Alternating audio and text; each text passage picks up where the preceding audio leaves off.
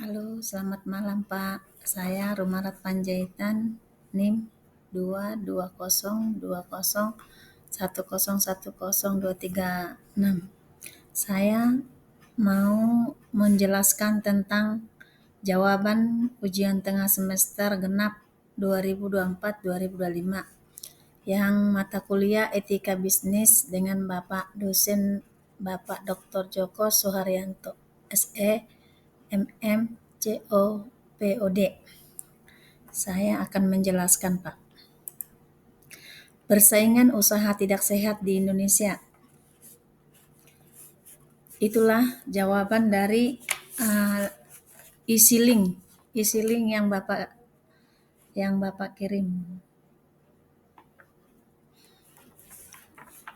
Perkembangan usaha berdampak pada tumbuhnya pengusaha-pengusaha baru. Semakin banyak pemilik usaha, maka persaingan antar pelaku usaha semakin ketat.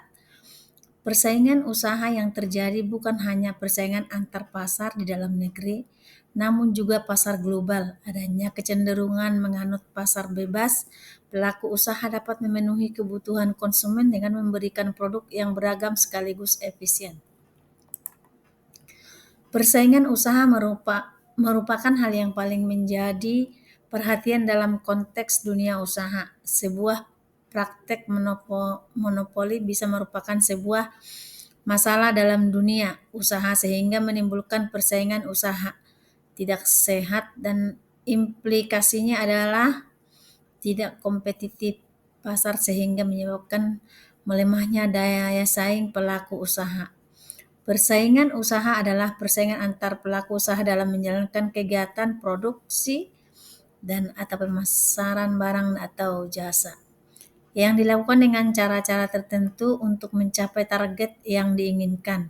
Persaingan usaha ini berbagi menjadi dua macam, yaitu persaingan usaha sempurna dan persaingan usaha tidak sehat.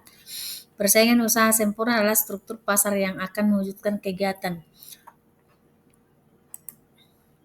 Terdapat banyak penjual dan pembeli, namun tidak dapat terpengaruh keadaan pasar. Sedangkan persaingan tidak sehat adalah persaingan di antara pelaku usaha.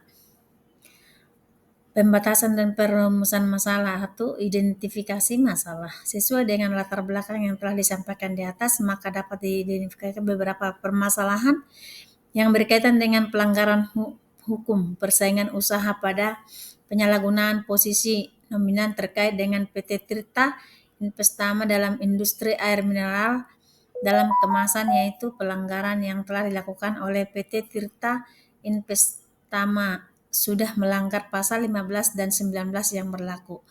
Mengetahui isi perjanjian tertutup antara PT Tirta Investama dan PT Balina Agung Jaya, posisi dominan yang terjadi pada air mineral dalam kemasan di pasaran. Peran tugas dan fungsi Komisi Pengawas Persaingan Usaha, pembatasan masalah. Untuk lebih memudahkan peneliti dalam melakukan penelitian ini, maka perlu adanya pembatasan masalah. Agar dalam praktek penelitian dan penyusunan secara ilmiah dapat dipahami dengan perjanjian antara perusahaan untuk membatasi persaingan seperti menentukan harga atau pembagian pasar.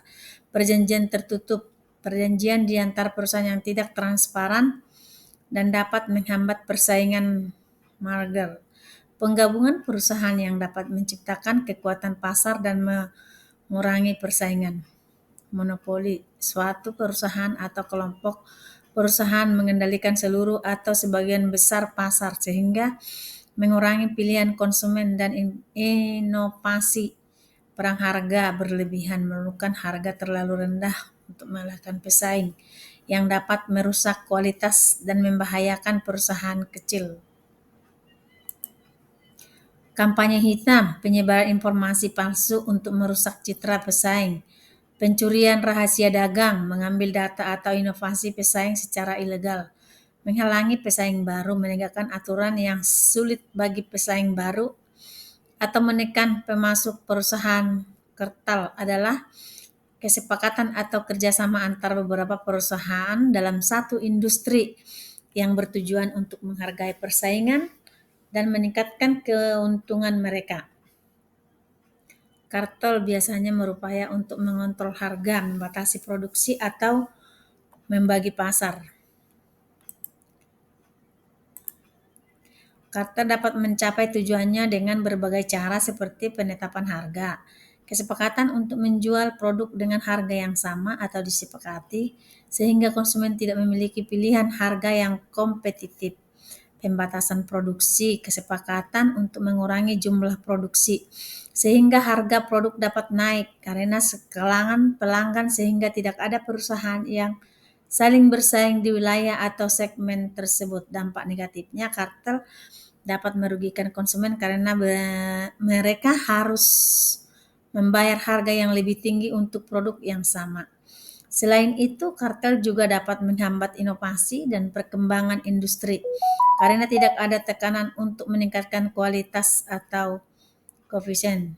Seperti kartel yang terkenal adalah Organization of the Petroleum Exporting Countries atau OPEC yang bersepakat untuk mengendalikan produksi minyak di dunia, legalisasi dan sanksi. Kartel biasanya dianggap sebagai praktek anti persaingan dan dilarang oleh undang-undang persaingan usaha di banyak negara. Jika terbuat melakukan praktek kartel, perusahaan dapat dikenakan sanksi seperti denda atau bahkan pembatalan izin usaha. Terima kasih Pak atas perhatiannya.